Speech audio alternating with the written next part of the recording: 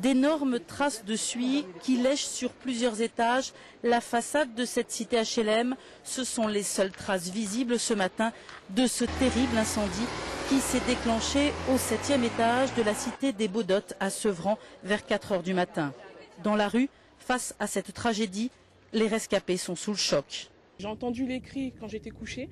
Alors du coup j'ai regardé par ma fenêtre, j'ai vu des flammes énormes. J'ai fermé ma fenêtre, j'ai été tout de suite me réfugier sur le balcon en attendant les pompiers. J'étais en train de dormir et puis j'ai entendu une dame qui criait très très fort et puis on a vu la fumée. Et d'un coup tout le monde s'est levé et puis moi-même je me suis levé aussi. Je suis venu directement, j'ai vu la dame était en train de crier son enfant en danger. Et puis après les pompiers sont arrivés, ils ont fait monter l'échelle et puis la dame elle est descendue sur l'échelle. Et c'est comme ça qu'elle est sauvée, sinon elle allait mourir aussi. Ce drame intervient dans un quartier très sensible, auprès d'une population très démunie. L'an dernier, les gardiens avaient même exercé ici leur droit de retrait et quitté le secteur, car ils étaient, eux et leurs familles, menacés physiquement à cause du trafic de drogue.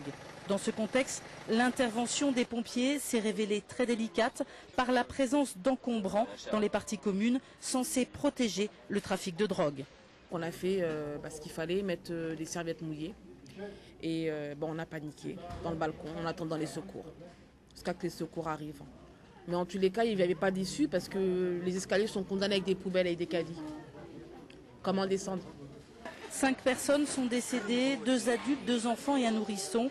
29 personnes ont été intoxiquées, 15 ont été évacuées, 40 familles doivent être relogées. Il y a des gens qui sont encore à l'hôpital, d'autres qui en sortent, donc on essaye de faire un peu le point avec les services de l'État et le bailleur, donc Immobilière 3F. On essaye de mettre en place une cellule psychologique avec l'ADAS, donc qui doit nous envoyer des psychologues et des psychiatres.